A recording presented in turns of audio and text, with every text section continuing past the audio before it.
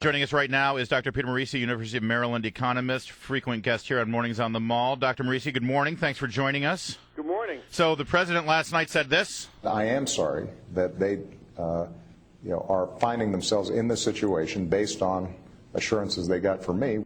Dr. Peter Morici, you have been an advocate and a frustrated one at that for the Republicans to get on board with reshaping the health insurance industry in America and doing something proactive. There's a debate going on right now. We're going to have the debate on the air at 8 a.m. about whether the Republicans should actually do something here or whether they should just step back and let Obamacare fail. What do you think? What do you want Republicans to do as responsible leaders who have been elected to actually do something here? Well, if they sit back, then the Democrats will shape the response and will gradually move to a single-payer system.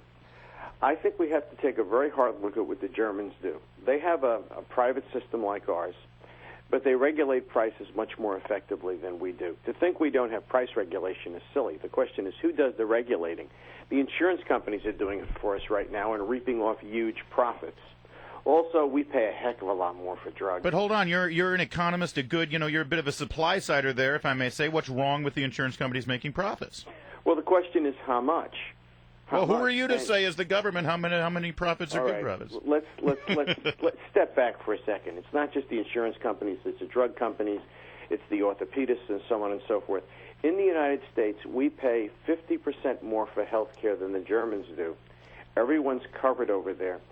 And arguably, the Germans have a better system.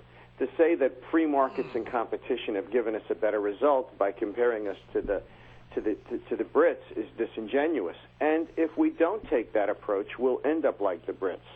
By the way, the government before Obamacare was already spending enough to give Americans the British system without all the private money WMAL pays for you, and you pay out of your paycheck and co-pays and all the rest. Can you imagine that? That's how expensive the American system is. The doctor's making it personal now. Well, but well, all right, then the University of Maryland pays I'm just teasing. I'm just trying to, Yeah, you're right. use you as a rhetorical device. Go ahead. Well, here's the thing, though. I mean, we should have known that all of this was going to happen anytime you asked the government to take over 1/6 of the economy. Well, absolutely. They're trying to organize an economy the size of France in a day. Create a market, actually 3,000 markets, one in each county that's covered by the federal platform. Yeah. Only God can create a market. It's just like trees. The government can't create a. That's what the invisible hand is. You know what the invisible hand is? Huh. Excuse me for being a bit Christian on this one. The invisible hand is just a commercial division of the Holy Spirit. It's God's manifestation inside the economy. When you take that away, you're going to get a bad solution. Can you imagine what a government-designed tree would look like, by the way? Yeah, that would be just... Well, think about what Nancy Pelosi does with crayons, You know what a camel is, don't you? I mean, we know, a horse designed by a committee. Or by the government. Hey. All right, listen, I want to ask you about Twitter, because, I sort of look at these IPOs and I go, my gosh, you're going to pay that much money for a piece of stock that is tied to a company that, as far as I can tell, doesn't make any money. That's right. The remarkable thing about Twitter is that it really doesn't have a good advertising potential the way Facebook does, because that contraption was really made.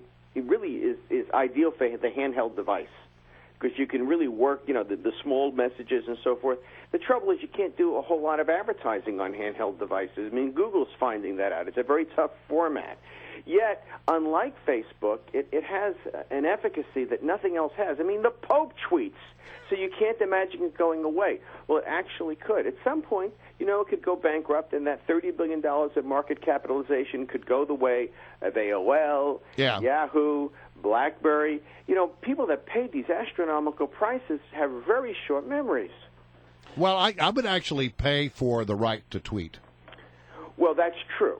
That's true, but most people wouldn't. One of the hard lessons of the Internet is once you give somebody something for free, you can't just start right. charging That's for it. why you guys won't pay me. I've been coming on for free all these years, and I think I would pay for me to come on if I were you. But that's all right. That's okay. And we're all done now with Dr. Peter Morici. It's nice talking. I just want to say it's above our pay grade. Yeah, if it was up to us, Peter. Yeah. Anyway, but the thing is that Twitter really has a problem with the revenue-based issue. and it isn't clear how that will be resolved. Yet they valued this company more than Norfolk Southern yesterday and half the value of General Motors altogether. Oh, my gosh. That's really a lot of money. And considering the history of these kinds of things, like BlackBerry, for example, or Yahoo, you have to ask exactly how are they going to sell ads on that platform of a size necessary. I mean, basically, consider this. A normal rule of thumb in economics is that sales should be about 2.5 times the capitalization of a company. Right. How are they going to sell $75 billion of ads on Twitter? $75 billion is more than 0.5% of GDP. That's an absurd, astronomical number. Dr. Peter Morici is our guest, University of Maryland economist. And, Doctor, today we're going to get the jobs report. It's delayed by a week because of the government shutdown. It'll come out at 8:30. We'll report it to you live here on WMAL. What does your crystal ball tell you? Well, Mr. Obama's going to blame Republicans again. The number probably isn't going to be very big. It'll be like 140, 150,000. We all jacked our forecast up a bit because of yesterday's GDP report, but it certainly isn't the 360 to 400,000 we need to get unemployment down to say 6% and get all those people sitting on the sidelines working again.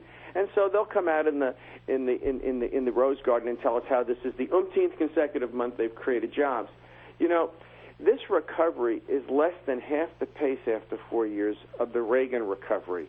What does that tell you about Obama socialism versus Reagan free marketism? I mean, now we're 4 years in. He can't blame Mr. Bush for this anymore. He's gotten most of what he wants. He got his huge stimulus, 5 years of $1 trillion in deficits. He got Obamacare. You know, if he doesn't get every last thing he wants, right down to the color icing on the cake, he blames Republicans, but it's going to be a lousy jobs report. Well, and the things that he didn't get would have hurt jobs even more, like cap and trade. Doctor, remind us again, you said about 140,000 new jobs. And to someone who doesn't understand, to the uneducated, that sounds great. Remind us again how many jobs per month, new jobs per month, this economy needs to be able to actually grow. About to get rid of unemployment as we know it, and get back to where we were before the crisis, 360 to 400,000, more than double what we're getting. Pathetic. And by the way, Mr. Reagan had no trouble getting jobs growth at that level because, again, you know, he understood the importance of the invisible hand. The invisible hand. There you go. All right. You know? Doctor, have a great weekend. Great hearing from you, and go Terps this week.